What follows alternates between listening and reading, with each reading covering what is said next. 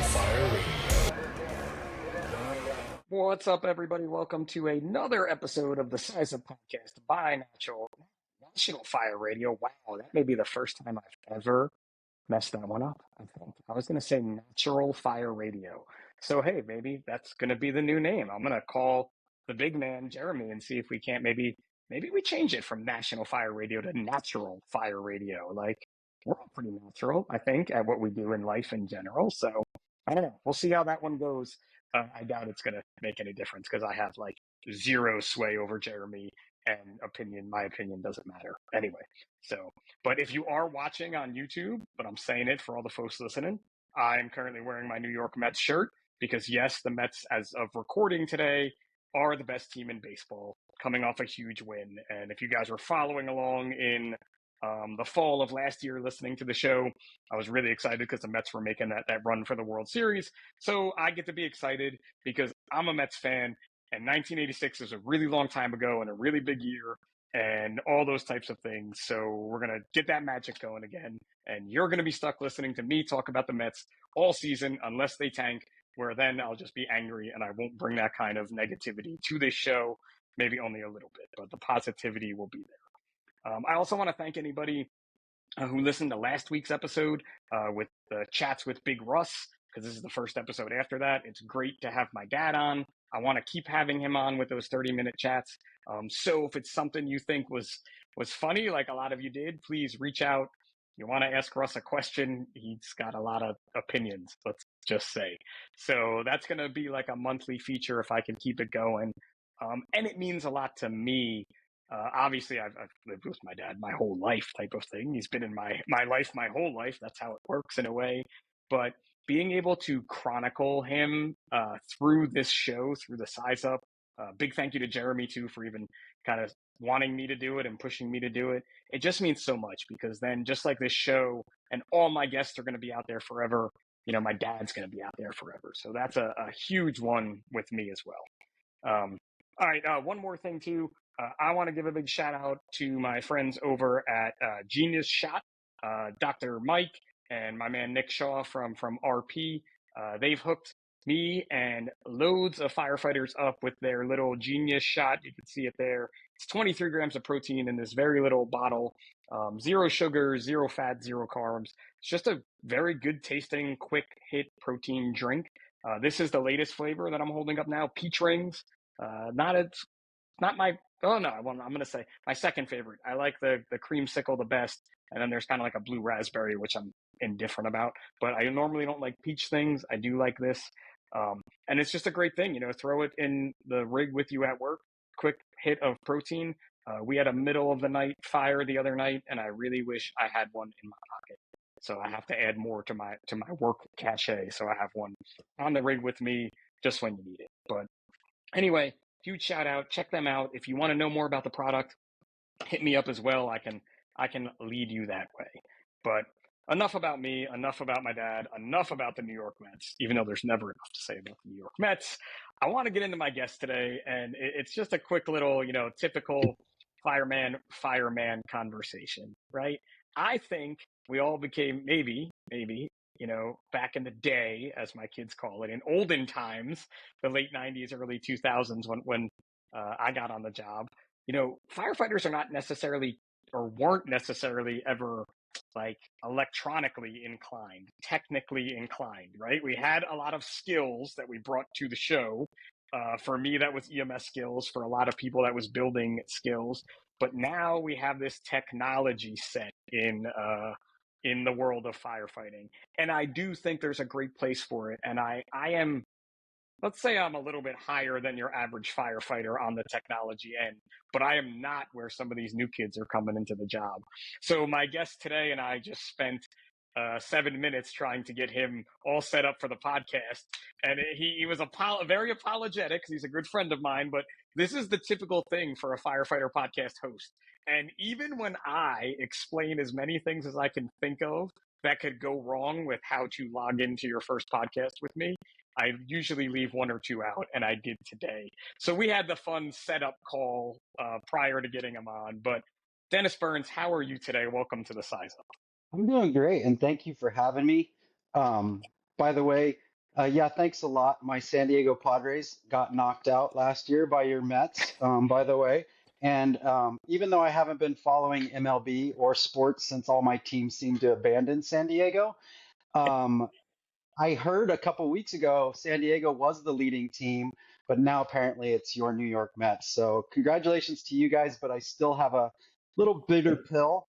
I have yet to have a winning team. You know, when you're a Chargers fan and then they leave, and you're a Padres fan, and I'm old enough to have actually been to the game when the Detroit Tigers broke our heart back in the early '80s, and then to watch the New York Yankees stomp on my team. Also in the late '90s, when I actually had a MLB, I had season tickets. So yeah, being a San Diego fan, you're used to getting beat up. So thanks a lot, guys. I mean, you know, Anytime, bro. Anytime I could rub it in because that the series last year was a great series though with the Padres and the Mets. So like that was it was a great series to watch. But listen, we are kind of in the same ballpark though because we're known as the other team in New York, right? And yeah. I feel your pain, but you don't get the right to complain because you live in San Diego. So like, have you ever been to a rain out game in your season ticket Um, holding? Probably not. No, no, no. And yeah, no, so as we've, kind of talked before, we just left San Diego. We left in November. Um, yeah, after 53 years of being here. And one thing that it did teach me is how unappreciative I was of San Diego as I made my way east, where my fiance's family is. We spent a good month of January in Massachusetts, where, again, they have won everything in the last since my fiance's younger than me, and she's only known good teams, right? And so I'm like, the Patriots and the Red Sox were not good for, most of the 90s, right? It wasn't until the Most of the original. 2000s. Yeah, I apologize. We have some yard work going on at a friend's house here. But That's yeah, all right. one thing I definitely learned was you don't have to wear many clothes in the house in San Diego. You don't have, it's always flip flops and board shorts for me. And Boston showed me that doesn't work. No, So now no. I've got a much bigger appreciation for the West Coast. Yeah. So Dude, and you're talking about January. I've been to Mets games, like opening day games. Actually, it was an opening day game. We had to, the Mets, moved our seats because there were icicles hanging at Shea Stadium above the overhang, and they were afraid they would break and fall on us. So we got a seat upgrade on opening day to avoid being annihilated by icicles. So January is when it's supposed to be cold. Wait until yeah. you when it's like, uh, it's still where are we at now? We are just going into May. So the cold is usually gone by now, but you still might have a day where you wake up and it's like 32 degrees outside. You're like, what just happened here? How did this work? Well, and so as we'll get into, I'm sure, we were just in Thailand for 90 days. And the messages we were getting from family, we were doing the FaceTime, and it would be, "Hey, how's the weather there in Maine or Massachusetts?" It's like, "Oh, it's 68, it's beautiful today." And then the next day it was like, "Oh, it's snowing, it's raining, it's 30, 15 degrees out, that kind of stuff." And I'm thinking, I'm not built for that. Us West Coast people, we're weak when it comes to survival in cold weather. I enjoy the cold. I love to snowboard. I appreciate visiting, but I think the reason I like the cold is I know I get to leave at the end of it. So, yeah, it's been an eye opener. When you date a Boston girl, they definitely poke you for your weaknesses. So, yeah, No, not at all. I've never known anyone from the Northeast to not, yeah, find your weakness and just hone in on it. And that it's, dude, this is crazy. And again, you guys all know, totally unscripted show. And I love Smart List the podcast. So just yesterday, I was listening to one of the more recent episodes where they have Amy Poehler on, and she is a Boston girl. And she exactly said that like how they poke fun at each other, like their love language is like love taps of calling you out for different things. And then she used one that she said that Will and Jason know they don't do love taps, they do love tackles. And that made me instantly think to like, the firehouse kitchen table and that Oh relationship yeah. we all have with each other where like I was like you get booed on my shift, you get booed for a love tap. Like if you don't take it to a tackle or beyond a tackle, it's just gonna get a boo out of the room, right? Well, and we all know, right? In the fire station, the way to get guys off your back is go nuclear. You don't. It's not warning shots. It's just bam, I'm gonna punch you in the face with something, so that you are so devastated by what I just said that I get to get out of the room real quick because I don't want you bringing up. Everybody knows your history in the fire service, right? They know your dirty, dark. Some of the secrets they know that your family doesn't know. Um, you know, and Possibly. so yeah, you learn early on. But the other thing is too, and we always tell the new guys, and it's a cliche, but it's not. If we're not on you, we don't like you. Yeah. You need us to be mean to you a little bit, because that's how we show our love. That is our love language in the fire service. And I'm sure, first responders, military, all those, it's kind of the same, I believe, because I think with we have to we see so much good and bad that we have to make fun of it. And I don't want to go into it now, but I'll give you guys a story in a bit, um, when we get into our travels overseas here with you in a minute, of a scenario where I had to teach that to my fiance, and she at first looked at me and then she just laughed about something I said, and she goes, "I get it. I get the dark humor now."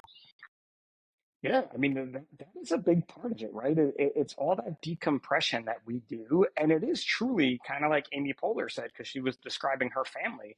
But it is that family that you work with because you are living with them, you're eating with them, you're working out with them, and both you and I have been fortunate enough to grow that family, not just from our station, our shift, our crew, but to people nationally and internationally, where I still have those relationships with people. Just even in Australia, in the firehouse, when we went to City of Sydney, like we were poking fun at those guys left and right, and they were giving it right back to us, just like we were on their crew, and it's just that feeling. And it's something that I love about this. And I know for you, you've left the fire service, you separated from it, but those years from talking to you there have been the best of your life, right? The best of times, the worst of times, I guess is a good way to kind of put it, right? 100%. And the growth that I didn't realize that you had to have in the fire service. I have a lot of regrets about some things. I'm going to be 100% candid. I was not a fire geek. I loved the physicality of the job, but I hated the politics, and I am not a good politic. I did not know how to play the game, and you need to know how to play the game. And I'm not saying that that means you have to give in and sacrifice your beliefs, but nobody wants to promote the asshole, right? Because he's hard to work with. He's very difficult. Sure. You don't want a yes person, but you want somebody that's not going to be abrasive all the time.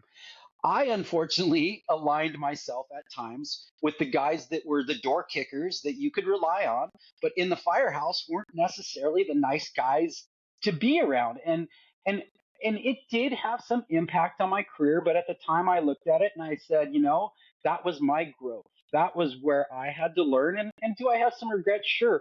But the best thing that I can hang my hat on is knowing that when those tones went off, everybody to a person, even the guy that disliked me the most on the job, said if the shit hit the fan, Dennis was somebody we could rely on, whether that was as a paramedic or as that guy that was going to be first on the roof and last off. And so, I Go ahead. so I look at though I try to look at those positives about my career versus, some of the negatives where, I was in a small department. I unfortunately told a lot of chiefs what I felt about them. And that doesn't always go well when you're trying to sit down for a promotional exam. But again, that's who I was at the time. Do, do you think, because it's again, man, my life parallels like this show talking to you I have a new chief on my shift. He has a few more years on the job than I do, but we've been friends kind of our whole career, just never worked together, but on that periphery. And we were just having this conversation maybe 2 or 3 shifts ago. Could you have said that about yourself? You said 53 years in San Diego. I know you're a little older than me, but 10 years ago, do you think you would have said that about yourself? No, absolutely not. I would have said, "Oh, I'm doing everything right, and these guys are all effed up." Like it's all their Now, problem, not mine. let's go 10 years before that. So 20 years ago, you probably would have said the same thing, but even louder and more emphatically, right? Oh, 100%. Yeah, yeah. And there probably would Right? have been some physical activity involved with that too. I would.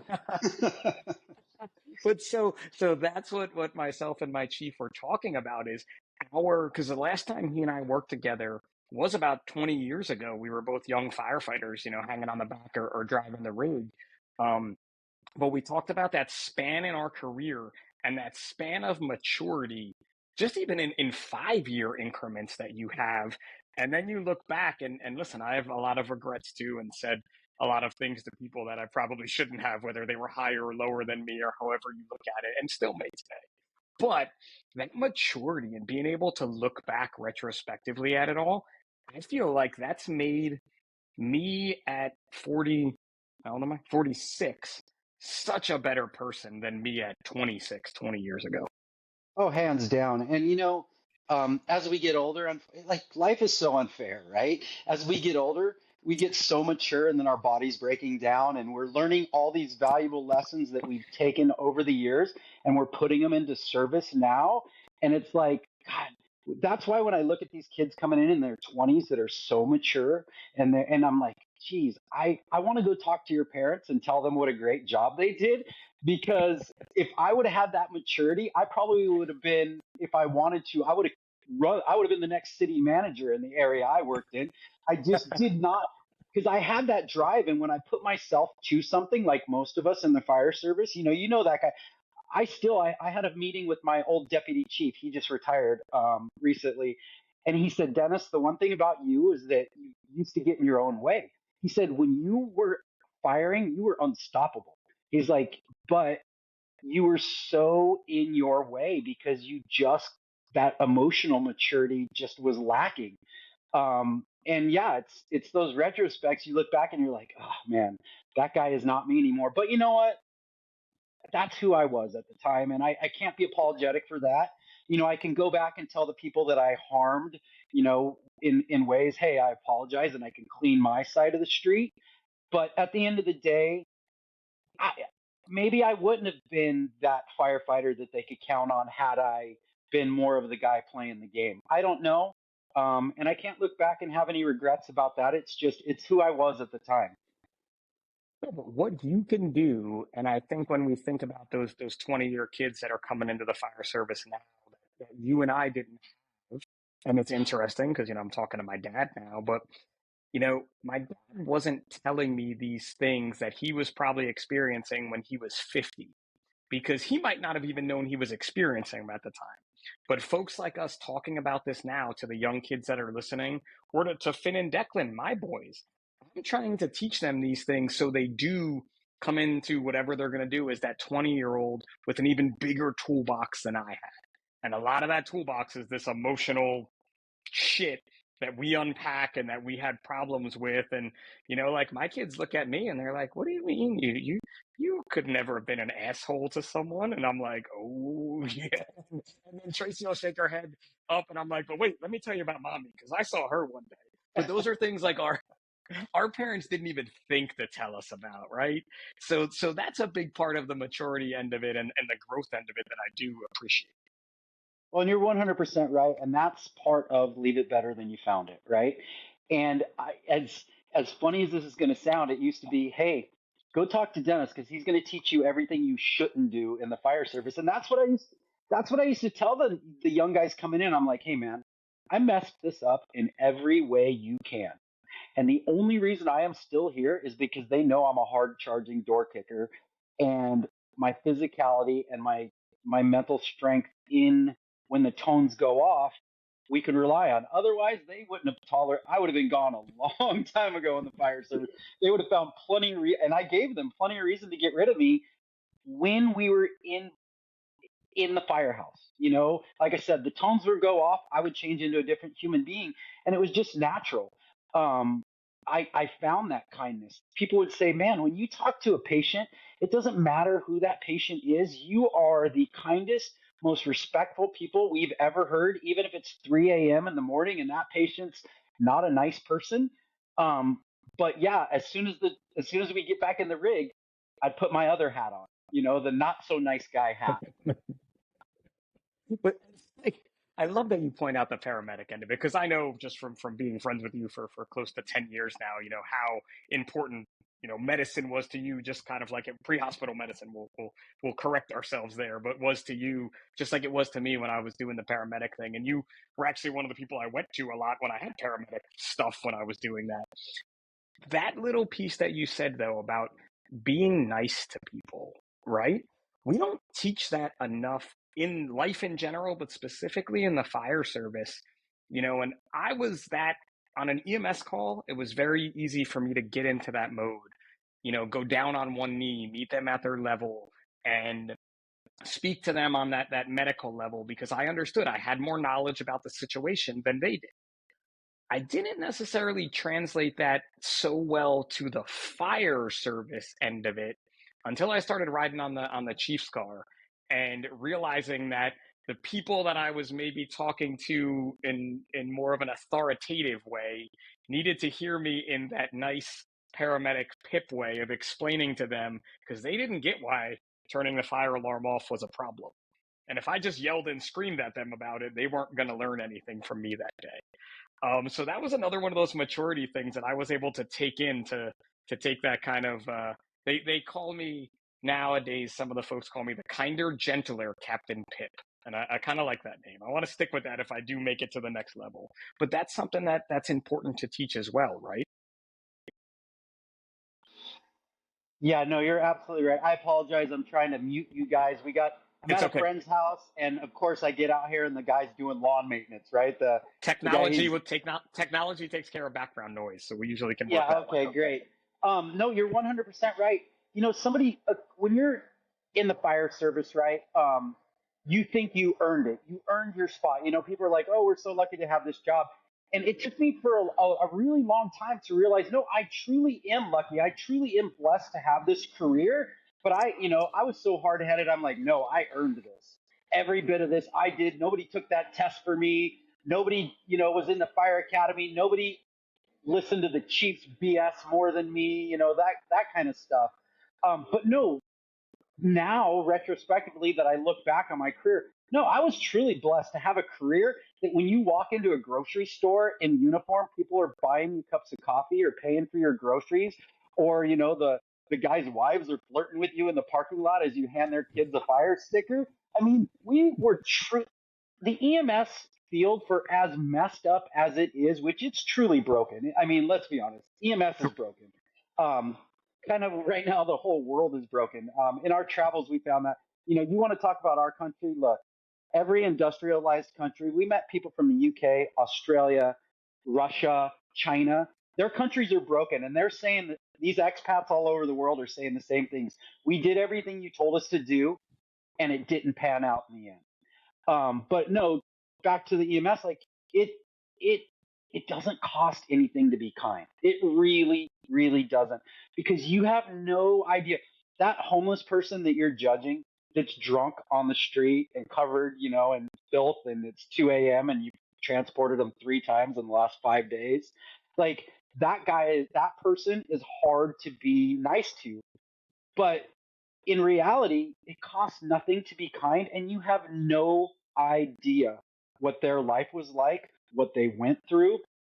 And you know what really helped me, Pip, was getting sober, honestly, and going to a program where you're all these people that you used to judge because you drove around on Big Red and you're like, oh yeah, I got it made. I'm a fireman. I'm on a fire truck. They wouldn't hire me here if I was messed up, right? Yeah, right. Right. How many guys do we know on the job that are functional alcoholics? I mean, we all are to some extent. It's like, yeah, we didn't drink. I remember a guy saying to me, he's like, I'd be a full blown alcoholic if I didn't work 24 hours. And I've heard you that think line about many a that. times. Yeah, I mean, you would have an infant CPR and go home and climb into a bottle for the next 2 days. And so back to the point was like, yeah, it was such a blessing, and kindness is free. And I still struggle with it at times. I'm still very judgy. I try not to be, but again, kindness, it's free. Do you think though, and it's crazy because you didn't say it that way, but I wrote that down, and now it's definitely going to be the name of the podcast. Is kindness is free because you just said it. I wrote it down. You said it a different way, right? Because where I wanted to jump on that was though, you are 100% right. Kindness is free, right? But when you're a dick, it costs you.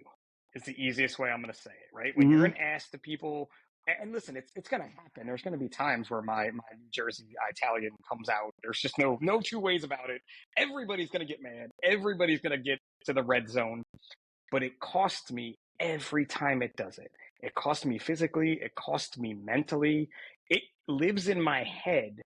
My bad life choices still live in my head more than my good life choices, let's say, right? And as much as I try to suppress them, and I feel like I've got some good ways to do it that I've learned, but that being a dick costs you where kindness is free. And I love the way you said that because it made me think so much about even sometimes where I haven't been so nice to people that I should have been. Well, you're absolutely right. I think of the ripple effect, right? And you could carry that so far downstream. Like, how many times did you say something at work that piss somebody off, and then you have no idea, you know, all the way down to they go home and kick their dog because something I said at work to them, in a Yeah. moment of probably fear. I probably said it out of fear, right? Most of I find what drove me was fear. I was a good firefighter because I was afraid of being looked at like an idiot. I was a good paramedic because I was afraid of being looked at an idiot. Like when I look back at my life, the good and bad choices that I made were all 100% fear. And at the risk of sounding weak, it wasn't like I learned to fight. I covered myself in tattoos. I built all this armor out of fear of how you looked at me or judged me, whether you thought I was a good firefighter or not. And I didn't the there wasn't so much fear about like, oh, you think I'm an asshole. It was more a fear of like, I want them to go, yeah, Dennis is an asshole, but that dude, you could count on him when the tones went off. You could count on him to make a snatch. You could count on him to cut that hole and not bail. Um, and so when I look back, I'm like, God. And then, yeah, how did I impact someone else's relationship, even with their family, just by my negative attitude at times? And I even look at your kids are perfect for that, right? They remind you of my kids are in their 20s now, right? I got a 25-year-old son and a 22-year-old son, and I was talking about this to somebody today. Their perspective is their reality, even though it wasn't my reality, right? And so my kids will bring up things all the time, and I'm like, I either don't remember it, or I'm like, well, that's not the way. In my head, I'm thinking that's not the way I saw it, but that was their reality, and that's the reality of on the job too. If you're an asshole to your clients, our clients, right, are the people that we serve, Sure. they are going to have I mean, think about the problems that police officers have, right? They're in a position of authority, and so if you watched your parent get arrested by a police officer, you're probably not going to want to go become a police officer. Just like if you have a bad paramedic or a bad firefighter, you're not going to give them the same leeway that the average Joe on the street that's never had any contact with us other than the firefighter calendar, you know?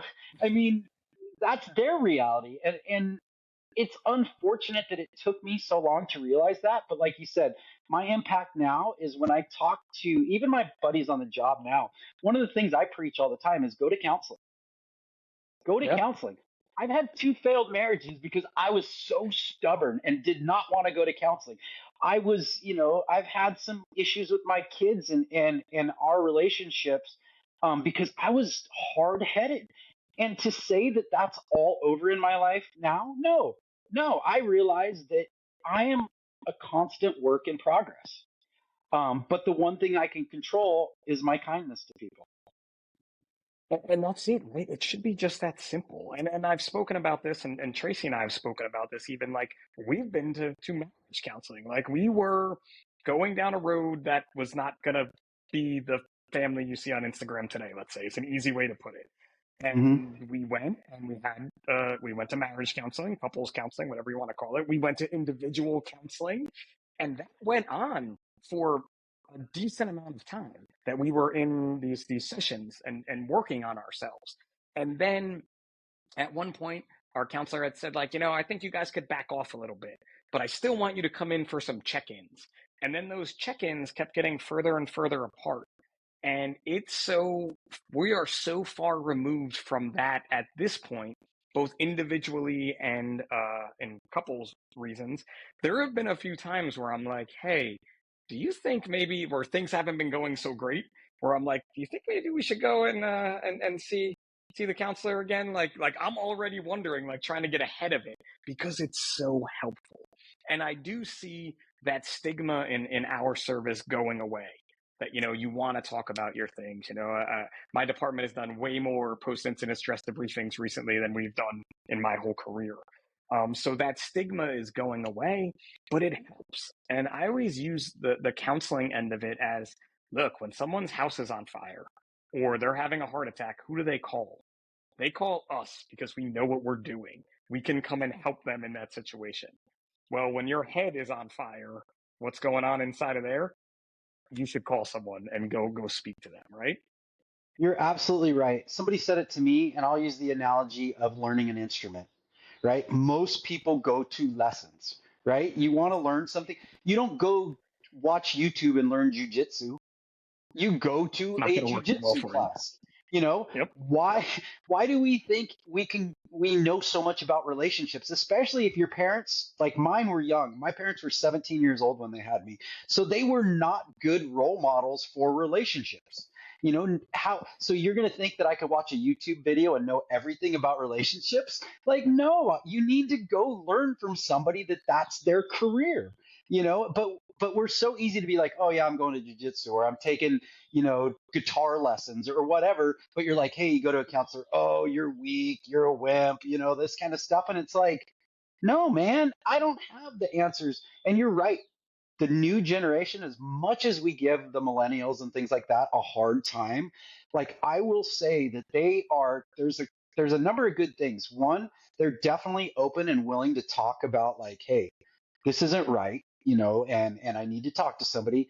And two, they're not as willing to eat the crap that we were willing to eat. Sometimes that's good, sometimes that's Totally. bad. But I do think in general, they're like, look, enough's enough. We watched your generation of assholes go out there and mess everything up and look at the world we're living in now. And now you want to point it as it's our fault because of the era we grew in as millennials. It's like, no, it's our generation. It's Gen X. It's the baby boomer generation that it all filtered down. And yes, every generation has their positives and negatives. But one of the things that I think that the millennials are definitely bringing, and trust me, I'm a millennial basher. The one thing that the No, things that you they're know. bringing, yeah, the things that they're bringing to the table are enough is enough, and it's not a weakness to get help. It's really not, because we lose too many people in this career, too many people to alcohol, to drugs, to suicide. Too many relationships are gone. Like we lose all of that because we're so stubborn from the old school days where it's keep your problems to yourself and just suck it up. Yeah. I mean, listen, both of my boys have spoken to a child therapist already for different reasons. Reasons that in our generation, our parents may have not even known these issues were going on. Or if they did, they would have handled them in a different way or told us to handle them in a different way for sure. I can speak to my own experience Yeah. for two of the issues my sons were dealing with. I would have been told to handle it in a different way. But in my boys going and even participating with them in it, it made us all better. And they know that there's someone out there who can help you in a way that you don't even really know you're helping. I think that's a big thing about therapy at least for me and from my experiences with it, but a lot of people I hear is you don't even really know you're getting helped until all of a sudden it all kind of clicks and you start noticing yourself being more retrospective about yourself, you picking those things out, stopping yourself from different situations. I mean, I know I've told this one for sure, but I stopped road raging because I noticed a little boy Finn in the back of the car with me, staring at me with wide eyes as my head was exploding. So those types of things I think are a big part of this, and it's all good. And we can talk about this for the next 30 minutes too if we want to, because it's great. But I do want to talk about your travels.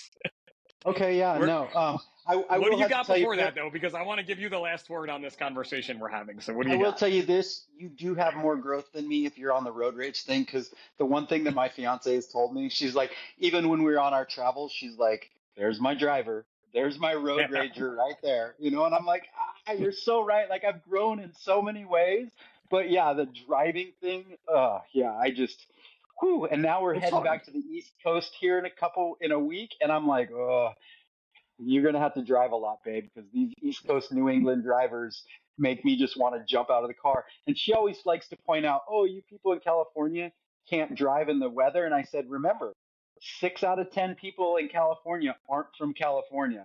They moved here. So 6 out of 10 of you on the road never grew up in California. So you look at that's who you're complaining about. Listen, man, they are not called massholes for nothing when they're driving. All right? Like, I'll say it right now because, listen, the best drivers come out of New Jersey, clearly. Maybe New York could be like second best. Oh. Pennsylvania, if you see a Pennsylvania plate, just get as far away from them. But if you see one of those massholes on the road, especially here in New Jersey, it's not even worth it. Again, it's not worth my time anymore. I know you're a horrible driver. I'm just going to stay away from Yeah. I will tell you this though. I never knew I learned how to drive this last 90 days when we were in Thailand. overseas Because for sure. yeah, because unless you've been to places like India or anything like that, I've never seen what we saw happen in Thailand with the driving. Like it is the first 3 weeks we were there, I refused to rent a vehicle. First of all, they drive on the opposite side of the road, which is again, something to learn. Challenging. But but then the rules of the road in Thailand are suggestions, and especially if you're a Thai national. They, I was, you're on a scooter. They have 2 lanes. One of the lanes they just decide that they're going to park in all the time. That's the side of the road. They're just going to park there. So that lane sometimes is there, sometimes it's not. But you're riding your scooter. People are coming at you head on in your lane, passing you, and people are passing you from behind in your lane. And matter of fact, I think I missed 90% of Thailand because I drove our scooter and my fiance was on back, and she got to have her head on a swivel looking around and enjoying everything. And I was white knuckled, you know, because at every angle, wild dogs, everything came at you from every angle. So now that I've driven in Thailand for 90 days, I feel like an F1 driver because I feel like it's elevated my game here. So you've always since I mean even when you were on the job you traveled a lot, but since your retirement you've definitely traveled more. Um, what made Thailand, what put Thailand on the radar? I mean, it's on the radar for sure. I want to go there, but obviously you did it. So it's just like when I say I went to Australia, people are like, "How'd you get there?" So I guess that's my question. Like, what made you actually pull the trigger? So in during COVID, I was about to turn 50. I'll be 54 in October. During COVID, I was turning 50, and I was in a relationship at the time, and we had talked about with someone else, and we had talked about going to Thailand to celebrate our 50th birthdays. COVID hits, it doesn't happen. I go through that relationship ends. I go into a really great program. Matter of fact, our good friend Jared Chichelski gets me into a really good program because my relationship ended. I was in a really dark spot. I go off to the SAW Wounded Warriors program. I come back. I jump into AA because I needed people to talk to. And I meet this really great woman who had lived in Australia and gone studied abroad for 6 months and just said she felt this calling to go to Thailand. And so we started talking about it. Social media started picking up. Everybody's going to Thailand. It's inexpensive. It's beautiful. Blah blah blah blah blah. And so we're like, okay, let's check it out. And she's like, no, I want to go and live there. And I'm thinking, okay, I'm 53. I live in California, which in my mind is like, you made it. Everyone's like, oh, California, it's beautiful, it's expensive. And you're like, yeah, that's me. I'm beautiful and expensive. I can do this out here. But she pointed out, she's like, look, we live in a beautiful area right by the water, but we're constantly traveling. We're in Hawaii for half the year. We're on the East Coast. Even when we're traveling within California, we're going snowboarding, we're backpacking, we're camping. So basically, in essence, we were paying almost $3,000 a month for rent because we didn't own, and it's like that's an expensive storage unit because we love California, but how much do we really love it when we're leaving all the time? And it was like, I hate to admit it, but she made sense. I'm like, yeah, It's growth. It's maturity right there. Look what you've done, yeah, right? yeah, yeah. I paid for it because she pointed out the entire time we were in Thailand. See, I told you, I told you, I told you so. So, but no, it came to be. So then we started researching, and of course, did all our research on TikTok, right? Which is, the funny It's thing. Um, 2025, bro. 2025. That's what we 100%. do. And you know what? As much as I want to crack on that platform, it did do a lot of good for us out there. So we just started researching it, and we just said, why not? So we spent about 9 months offloading everything that I owned that would not fit into a small SUV, and we gave up our property that we were renting. We packed everything into the SUV. We left our dog with my son, and we went to Hawaii for a month. We came back after being in Hawaii for a month, jumped in our vehicle with the dog, drove from California to Boston, we stayed in Boston about a month for the holidays, said goodbye to the family, threw everything we could in. I carried a 65-liter backpack, actual backpack, and she carried a 60-liter. It was full of board shorts, flip flops, and t-shirts. I think I brought some GoPro gear and a computer. She brought her computer because she continued to work online. And we went to Thailand with no plan, no idea. We booked a stay in Bangkok for a week, and we didn't. We were so unprepared that we forgot to notify our phone carrier that we were going overseas, which created a few headaches. But one of the things that we learned was our saying was "Welcome to Thailand." It was just Yeah. every time something weird happened, it was like, welcome to Thailand. And then we started doing some social media calling it, I would go live and I would call it the mistakes we make in Thailand. And every day we would have some new ridiculous thing that we should have planned for that would fortunately not harm us, but it would definitely cause us to be like, man, it would have been so much more simpler had we planned for that. Um, so yeah, we got over there. We were in Bangkok, um, which Bangkok is crazy. If you've never been, there's 8.2 million people there. I want to say in the month of January that we were there, they had 2.2 million travelers come through that city. So take New York, take Chicago, take LA, and take Vegas, and smash them together with all the people and all the weirdness that comes with that. That is Bangkok in a nutshell. Yeah, like you didn't. So Tracy and I, our retirement plan isn't much of a secret to people. Even though when I separate from service, we'll still be in New Jersey while Declan finishes high school for sure. Our plan is to do that though, kind of that same thing. Consolidate down, not have the house we have now with a lot of stuff in it, and start to travel. But you literally went like into the belly of the beast, kind of right from like you drove cross country. Okay, cool, you did that for a week. I don't want to, because like you've been in San Diego area, Southern California your whole life. We've been in New Jersey, New York our whole life. I feel like I don't have the balls to just jump in like that. Like we're gonna go and drive around the country a little bit. Maybe live in Phoenix for a year or Denver for a year. we do want to go overseas, but I even feel like if we did that, it would be more like, England, or even though Australia very different from the United States, somewhere that may be a little easier to navigate than Thailand. So that choice of going there, like you just went in both feet, right to the deep end. I wish, I wish I could say it was easy. My fiance is so strong. I woke up crying so many days, like, holy shit, what are we doing? You become so emotionally attached to things. In the United States, we are such consumers. And like, I would be giving or selling away something that I hadn't used in years, but you would think you would be taking my firstborn child away from me. Sure. So I was fortunate enough that I had a fiance that stuck with me while we were going through that whole process, because I was a miserable bastard. I literally was crying every morning. Like, man, I'm so scared. This is my identity, blah, blah, blah, blah, blah. But it did once it was very cathartic once we finally got rid of everything and we were down to like the nitty gritty of, okay, this is what fits in our vehicle. Because now I'm like, you know what?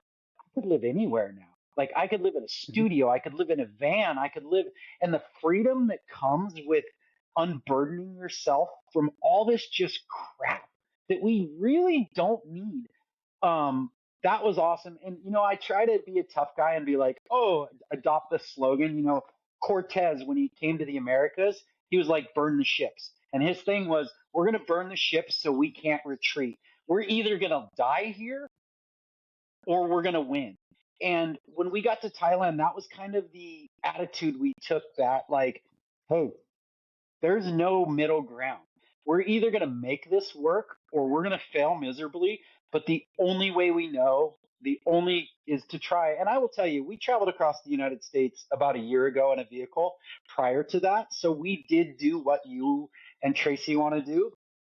And I will tell this to anybody listening: you don't have to go to Thailand. You don't have to do something like we did, but take that risk. If it's Phoenix, Arizona, if it's even just moving to a town 6 towns away from you. If that's always been your dream, New Jersey's always going to be there, bro. They're going to change the subway. They're going to change the Burger King. Those kind of places may change, but the state is going to be there, and 99% of your friends are still going to be there. And when you come back, even if it's a year, their lives aren't going to change that much, but your life is. And one of the things that my fiance has said is, and now that we're back, because we're back for a short time trying to get up my visa paperwork, we're going to take our dog to Thailand, that kind of stuff. One of the things she said is, because we come back and we've talked about, we were in Hawaii for a week and we're like, God, we love it here, but it seems different. And she says, we have changed. Yeah. Isn't that the best part when you go somewhere and it changes you? Like when you're there for an extended amount of time, like Australia was a little over 2 weeks, and it changed the four of us, like that Hmm. country in that time, right? Because I think too, maybe you won't get that as much as, like, say, if you went to Florida for 2 weeks. Maybe you will, maybe you won't, because you're still here. But when you go somewhere that is so far removed from your normal, that's what I said about Australia, was they are so far removed from the United States. It's nothing like being in the United States. I feel like it's more equatable to being in Asia, because of the Asian culture being so close to Australia. And I don't know if maybe your fiance felt that, because you said she did a study abroad there, right? Yeah, But she I loves love it. that, and that's what changes you, right? That's the change that you wanna go back, and clearly you guys are, which is awesome. The biggest thing, and you're absolutely right. And we met a lot of Australia, very few Americans. I mean, there's a lot of them there in Thailand, but we met very few because it's so far away, right? Yeah, It's 30 hours of traveling. But when you, like you said, when you are away in a culture where it is so far removed from Western society, that you have to become dependent and reliant on them and their ways of things. Because if you're not, it's going to spit you out. If you bring your culture norms there and think you're going to impose your will on another culture where you have no rights. You don't even have, in some of those places, you don't even have human rights. You just have nothing. Like you're just there, and as long as you keep your head down and can pay your bills, you're fine. But yeah, it'd be like me trying to convert you into believing into a different political system, right? I'm never going to change your Sure. opinion, right? I'm never going to change Thailand. I'm never going to change Australia. I'm not going to change the UK. I have to go in there and adapt to their ways. And when you learn that that's what you have to do, you become so much more accepting. And then you realize what you can do without, and especially in the United States. Like, I can't even tell you. I'll give you here's the greatest thing that I think that Southeast Asia, and I've heard this. I haven't had experience there yet, but we will, about Vietnam, Cambodia, Laos, those places, which obviously we have such a history with because of the war and all that from the past. But the humanity that you see in these Asian cultures is still, it's what we used to have in the 70s here. And I'll give you a prime example. So we're in Bangkok. We're there about 24, 48 hours. We're scared of everything because we've heard all these crazy rules. You can't defame this person. You can't spit on the ground. You can't do this. You're going to go to jail, blah, blah, blah, blah, blah, blah. Which, by the way, it's all bullshit. It's all lies. Like, yes, you can get in trouble over there, but no, like the people are so beautiful. And so I'm walking down the street and I got my coffee cup, which, by the way, it's hard to find a large cup of coffee unless you go to Starbucks, which I refused to do because I'm like, I'm in another country. I don't want to go to Starbucks. So a large cup of coffee is hard to find. But anyway, so I got my trash and I can't find a trash can anywhere. And I'm not going to chuck this thing on the street. First of all, I'm like, I'll probably go to jail for the rest of my life, because But you my wouldn't do that ignorance. here either. You wouldn't do that Yeah, here either. no, But no, but I but understand. I understand. yeah, yeah, but you can get away with it here, right? So Sure, nobody there's would care. this Thai, there's this Thai police officer standing there, and I walked to him and I said, "Sir, can you tell me where a trash can is?" And he looks at me and he waves his hand to give him the cup. I hand him the cup and he goes, "Have a nice day." Who Yep. does that? As a first responder, I would have been like, "Yeah, bro, there's a 7-Eleven 5 miles down the road. Throw it there." But this Yeah, the trash Thai is gone. police officer says, "Give me your trash. I'll take care of it for you." Like that kind of humanity. We watched multiple times. Um, the Thai people, the servers in restaurants, take someone's baby from them, their crying baby, so that they could enjoy their meal, play with the baby, do all these fun things, and then at the end of the meal, bring the baby back. Just stuff like that that we have lost. Here in the United States and other countries, just for a number of reasons. Um, so yeah, Because those kind of kindness things, is free, Dennis. You forgot already. Kindness 100%. is free, right? And And it that's definitely, it. and it definitely reinforced that there. Like, and that's what yes, is it nice to have excess money because our money goes a lot further there? Sure. That makes things very nice. But that would not be the reason to go there. Um, the reason to go there is the culture and the people. And I'm telling you what, the Thai people, even the most stoic looking, grumpy, elderly Thai person that you saw on the street that gave you that look in your eye, like, just get away from You me. don't If you belong. literally Yeah. bowed your head and smiled, they were like instantly, their eyes would light up and they were just some of the kindest, most giving, loving people I've ever interacted with. And that's what makes us want to go back. That's what makes me, when I'm in the United States and I say hi to somebody and they're just like, and on the West Coast, it is a lot more, I think, like friendly in the sense of like, I spent some time in Philly, right? And the city of brotherly love. Don't say hi to people in Philly. They think Say hi to you're going people. to rob them. Don't. My fiance yelled at me about saying hi to people in Massachusetts. She's like, no, they're going to think you're crazy. Like, you don't say hi to the random Joe on the street. But in California, the weather's always nice. We have to go with Yeah. seasonal depression here. It sucks. It sucks. It sucks. The cold sucks. It sucks. Yeah. But what you're saying too about travel, right? And you hear people say this all the time when it's like, oh, the people in France were so rude. And I was like, were they rude or were they just not doing something you wanted them to do? Because that's what, and traveling to Australia with the boys, and listen, Gerard, I don't know if you ever met Jared or not, man, when the Aussies were here. I don't know if we were ever in the same place at the same time. I don't think so. But, we were with them, but even when we weren't with a local person and we were just trying to do it the Aussie way, right? Like I'm sure as you were trying to do in Thailand, try to do it the Thai way. Everyone's happy. You're just trying to adapt to them. I'm not here to adapt. You're not, how am I going to say this? I'm not there for you to adapt to me.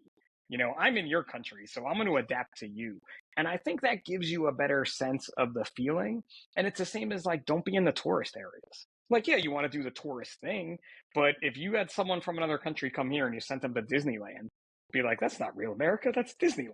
Like, you have to get out and experience some stuff. Like, go to an Applebee's, let me know how it goes for you, or something along those types of lines. Like, see how you feel.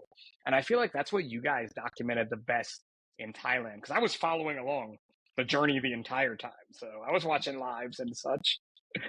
The the thing, I would say that the Hawaiian Islands really taught me that. Yeah. Because you could say Hawaii is America, but it's not. We do Hawaii own is it not though. It America. is cool. We do own it. That's what I like about it. Yeah, This place is so yes, amazing and we own it. It's yes, like, how is this yes. possible? It is. But I learned from my Hawaiian family over there, my adoptive Hawaiian family over there, that like no, don't come and enforce your will on us. Don't try to push because enjoy our culture. Don't come. I mean, think about it. You could take that to New Jersey. If a California guy comes to New Jersey and tries to tell your DMV how to do things or your fire department how to do things, you're like, pound sound, bro. Get out of here. It's the same thing in every other culture. My fiance, she likes to say tourist versus traveler. I like to say touron versus tourist. A tourist enjoys things, appreciates it. A touron comes and does what he wants, he or she throws their trash places, just spends money and treats it like Disneyland. And that's Yep. disgusting. You are not traveling anywhere, whether it's Hawaii, Canada, wherever it is, you want to see their culture and experience that.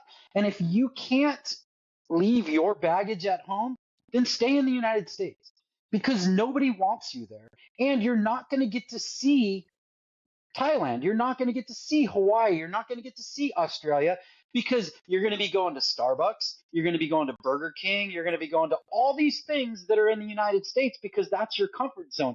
We talk about growth. Travel is growth because Oh you yeah. learn cultures and you learn. I mean, I learned we use way too much red meat and way too many paper products in the US because those things rarely exist in Southeast Asia. Yeah, I mean, it's amazing that you can pick those things out when you're there, and you're trying to make it better like that. I like I think your wife said a tourist versus traveler. I think I like that one better than yours. Yeah. But like, it's watching, I love Anthony Bourdain. Like, I watch all of his shows multiple times. I mean, the dude is from New Jersey and did an episode in New Jersey. And it's like the most epic. There is a day that we're going to do the Anthony Bourdain New Jersey tour. But I feel like I want to wait till the boys are over 21 so they could have a couple of drinks with us as we do it, just to celebrate Anthony Bourdain and his life, right? But that attitude to have it that way in everything you're doing. You said like don't go to Hawaii, don't go to Thailand. Don't leave your freaking town if that's how you're going to treat someplace else because you're just never going to have a good time. And that experience, I mean, it's the same as I'm sure you get from folks that follow you on social media. We just want to know about Thailand. I get the same thing from Australia. I just went to the dentist this morning for a cleaning. The last time I was there was right before we left for Australia. They're like, "Oh, what are you doing for the holidays?" "Oh, going to Australia." Walk in today, and my hygienist is like, "Tell me everything about Australia." Like she literally remembered that much and wanted to know exactly what it was like. And I'm proud to say that we did get to experience that, and that it only makes you want more, right? And I think that's probably why you guys are heading back there, preparing to head back, right? Oh, 100%. We were so blessed to be able to, first of all, the job gave me that, right? Um, in my retirement, I went out on a disability with PTSD. I only got 20 years. I would have liked to get 25, so it did negatively impact how much money I make, but it gave me that buffer zone to be able to make some of these choices that I'm choosing to do. And having spent 90 days in another culture, especially that, yes, they speak English, a lot of them do, but not as much as you would feel comfortable, right? A Google Translate only goes so far. Sentence structure is different. We picked up probably 10 Thai phrases that got us by. Um, and there's a lot of expat community there, so that was nice as well. But yeah, it definitely, like we talked about earlier, it changed how I look at the world. Um, and you realize how beautiful this world really is if you just stop, take a breath, and shut your mouth and open your ears, right? But that's everything in life. We talk about that at the fire service too. And that's what this this did for us, and it made you want even more. Will Thailand be our ultimate destination? I have no idea. Could we end up in Australia? Could we end up in Vietnam? But why not? Like, Yeah, there's why not? You nothing can do hold it. there's nothing holding me back. Absolutely nothing holding me back except for this.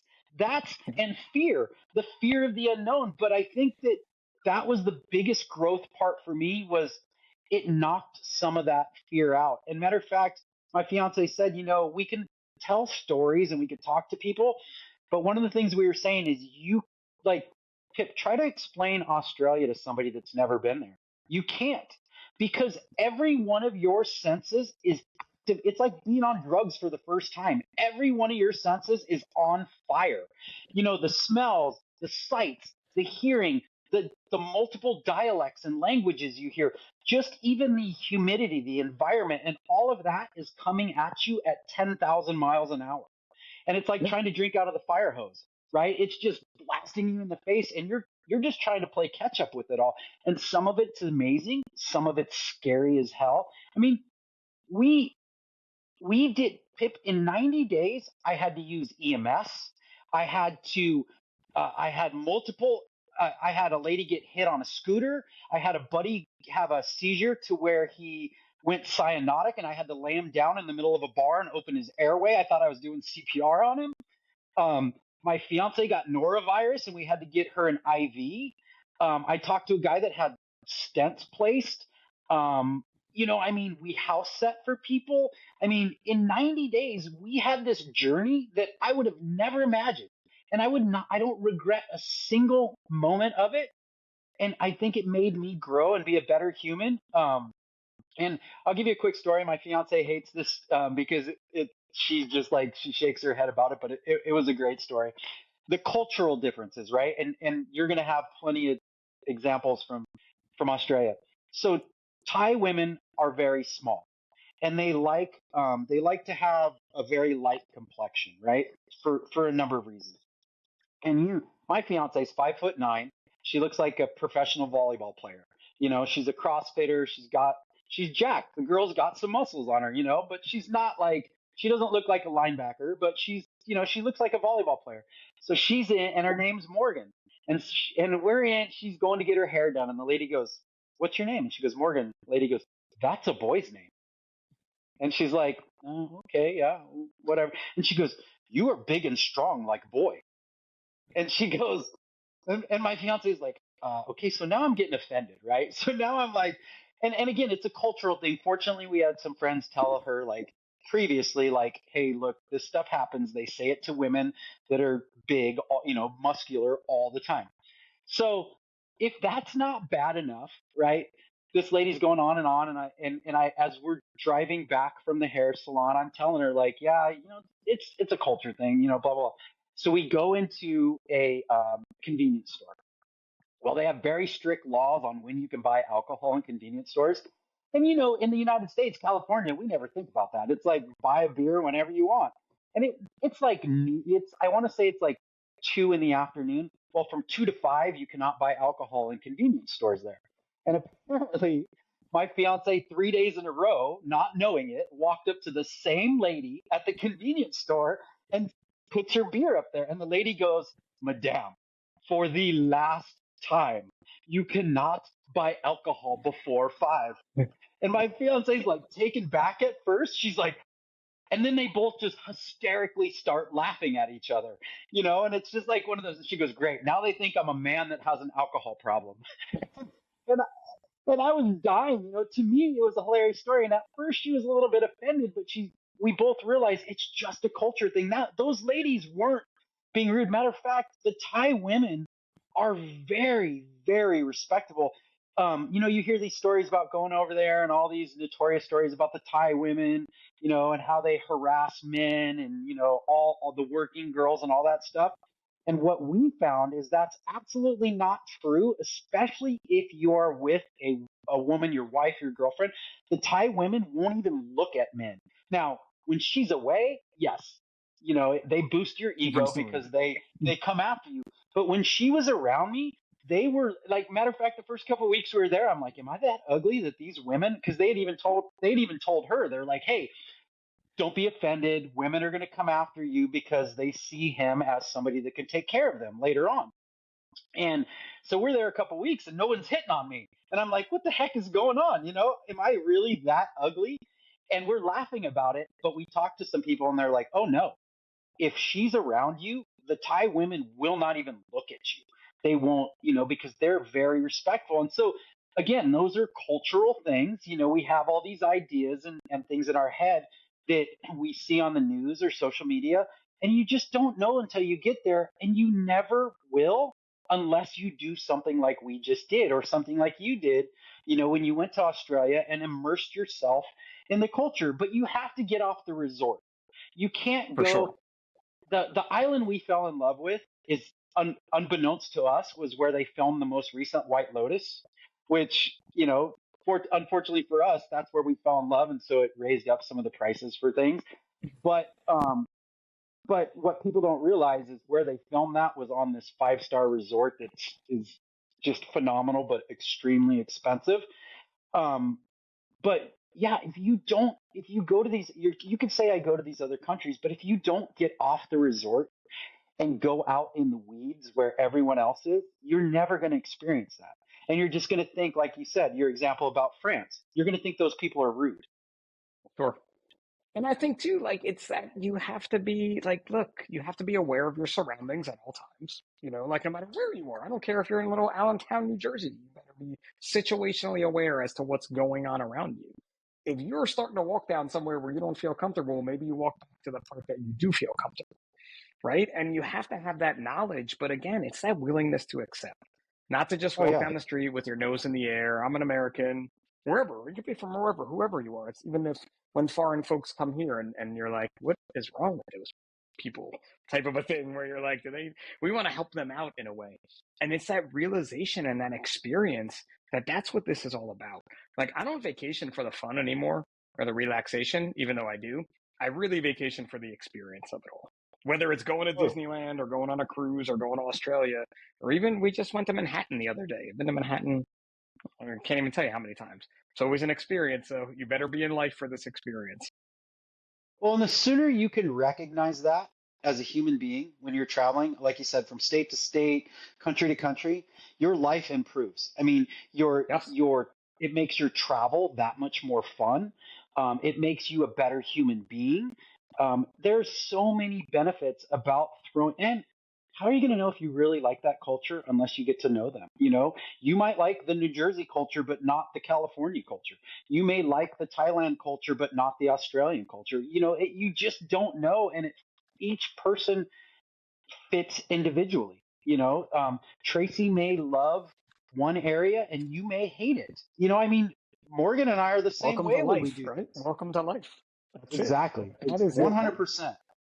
100%. Dude, here I am thinking this whole podcast is just going to be about Thailand and, like all your experiences and stories. And I think we're already over the hour mark that I promised to keep you, but I got like one because we talked about so many better things. So as I say with most of my guests, as I'm trying to wrap the end of it here, we're definitely doing this again. I don't know when it is because there hasn't been many two-person guests, but probably you'll be in Thailand the next time we do so, or somewhere in Southeast Asia the next time we do this, because and not to extend it, but we've heard from a lot of folks.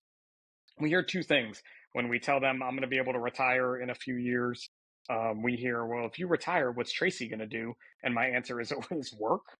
Like, it's not my fault she picked the wrong career. Like, What do you want me to tell you? Like, it's not, I did not mess that part of it up like she did. Because if she was a firefighter, she'd retire in 4 years, but she's not. When we tell them of our goal to move around a lot, and they're like, but what about, us? What about your friends and your family? And I think you snuck it in there sort of in a way, but I know you're feeling this way. Technology keeps you connected to everybody because we stayed connected, while you were there the last time. We've stayed connected over, dude, I don't even know the last time I physically saw you. I can't even It's been a pre-COVID while. for sure. But we stay Hmm. connected because of that. And I don't think you said this, but like I'm already thinking about it. Like, well, come see us. Like if you and Morgan are established in Thailand, even if I'm not retired, I'm going to be like, hey, Dennis, what's happening next week? Like, can I come see you? So those connections matter. And just before we get into the size up 10, like, what's your kind of feeling about that? Have you gotten that from folks? I'm sure.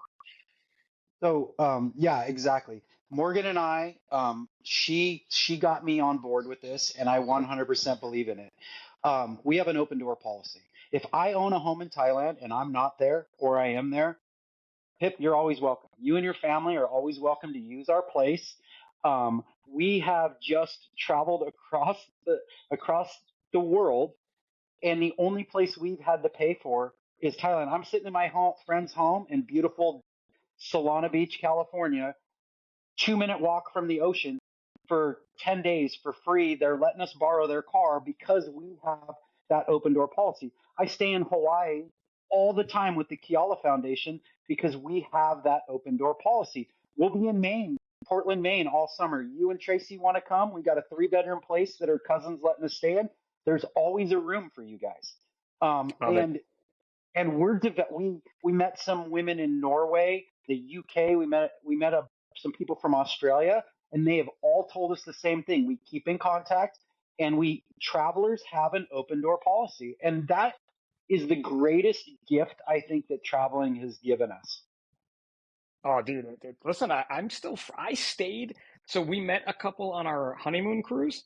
We stayed at their house on our 10th honeymoon anniversary trip in London. We added a day just to go and stay with them, and they are on us to come back to London to stay with them again. Not even like, hey, go stay in a hotel, even with the boys coming. We're going to London next year. Greatest Showman, can't miss it. But like, they're like, do that. That open door policy back and forth again is just that kindness that we keep talking about on this freaking episode, right? Of being able to do that. I stayed in my friend's parents' house on Christmas. We celebrated Christmas in Australia with my friend who I met on the internet. Like, it just, dude, I can't get around it enough. So don't worry, we'll be there. The four of us will be. I got to bring You're the always two in welcome. tow probably. If I go to Southeast Asia, I guess I got to bring these kids with me. Like I Oh, can't just not have it. it'll be one of the greatest trips for them. Yeah, no, we all learned that. Like Tracy and I had both traveled overseas. The boys haven't. But that Australian trip, it ignited it in them. I mean, they're already like, when are we going again? And I'm like, when you better get a big acting job, buddy, and then we can go anywhere you want us to go, type of a thing. But that kindness right there, and I experienced it just like you did, dude. So we're definitely talking on this one. There'll be more to come from Dennis here. But are you ready for the size up 10? I am. All right. Oh, this is an interesting question for you, friend. Beach or mountains, if you have to pick one? Beach. Yeah. All day, huh? All day. My whole thing has always been it needs to be warm and there needs to be an ocean. Well, Portland, Maine, there is an ocean. It may not always be warm. Coincidentally, Mm-mm. too, I wanted to throw this one in there. Winner, Portland, Maine Fire Department, winner of a 555 fitness grant, believe it Oh, or not. okay. Okay. Yeah, so they I don't know if they still have. It was many years ago, but I was up there, a great little town. I know some folks, so we can talk for sure. Um, these days, for you, is it a night out or a night in? Or an afternoon out, being you're over 50? Night in. Night in. All day, all day. How about a movie everyone needs to see? Oh boy. That is a tough one. I guess right now the beach because I just came back from Thailand. There you go. Why not? Oh, here, this is a good one too for you. But and you can't say Morgan because you've already done it with her for sure. But cross country road trip. Give me a famous person co-pilot. They could be living or dead that you'd want to do that trip with. Um,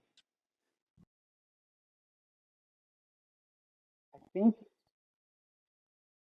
maybe Bob Marley. Excellent choice. First person to choose them. Excellent choice. Would love every minute of that trip for sure. Did you see the movie about him? The Yes, incredible movie. Incredible. yes. And then so the guy who played Bob Marley didn't know how to play the guitar. He learned how he took lessons, obviously, but learned how to play because he didn't want to fake it. He wanted to play the guitar as Bob Marley. So epic movie. Check that one out for sure. Do you make your bed every day? Yes, yes, I actually do. After watching that Navy SEAL commander talk about start your day out right, that Yep. 100% sunk in with me. And for sure, I do it as well. Just for that, just I get one win every day, so that's it. I'm guaranteed. How about a book everyone needs to read?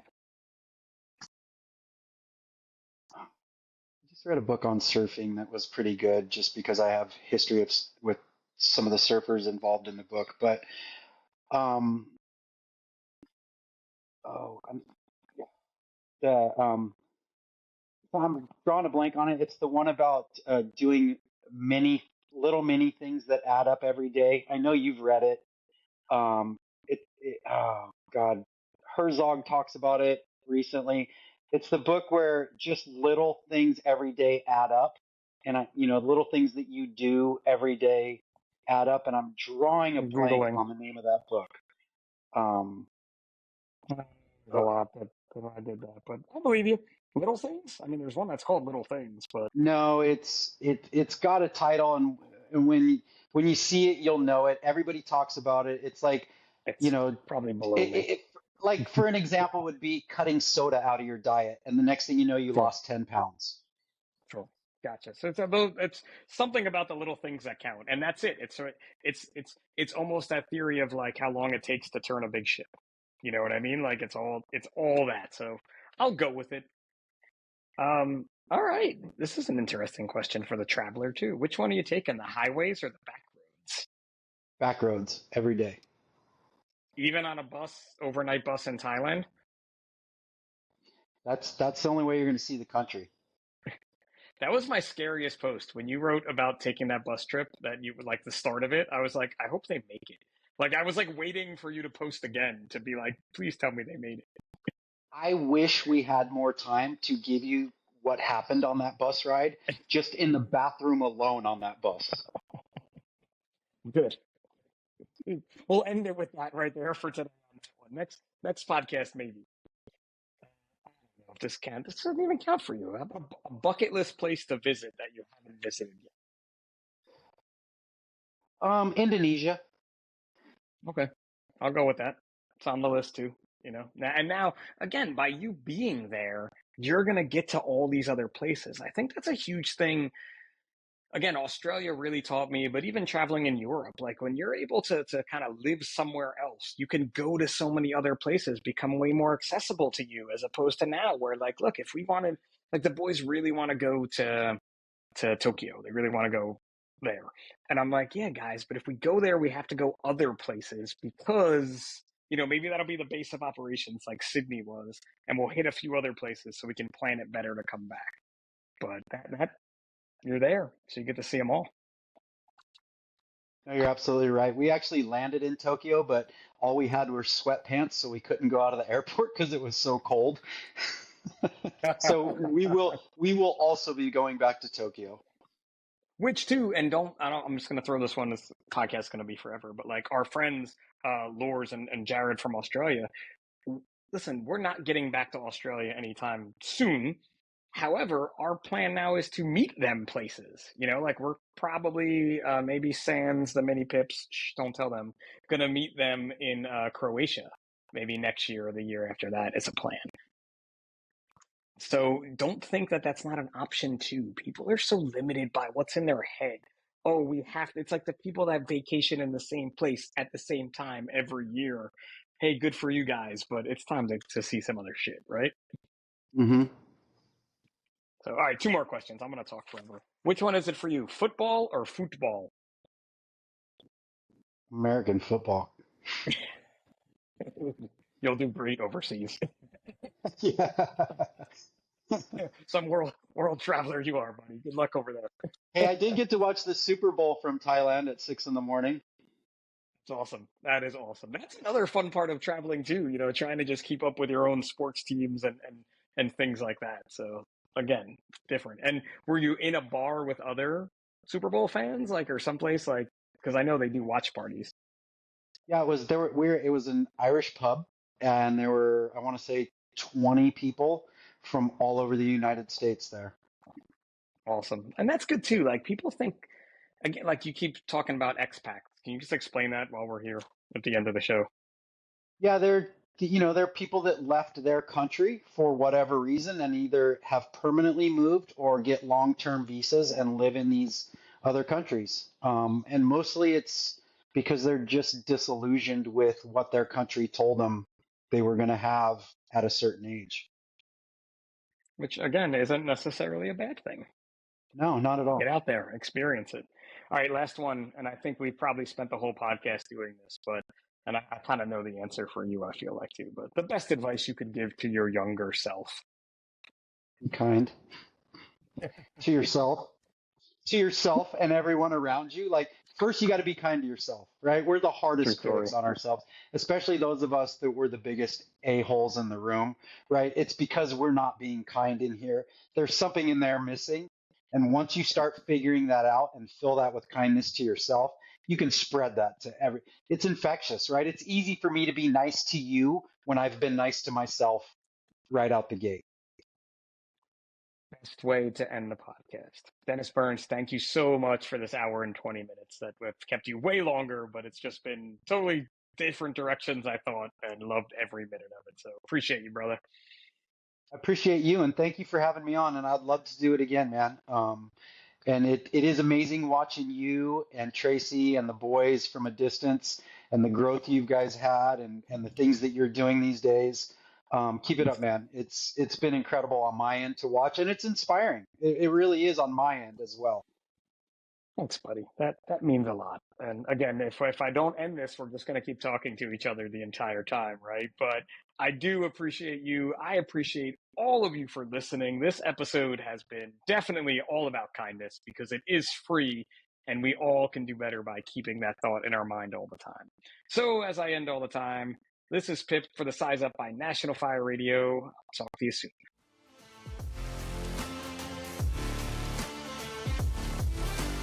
National Fire Radio.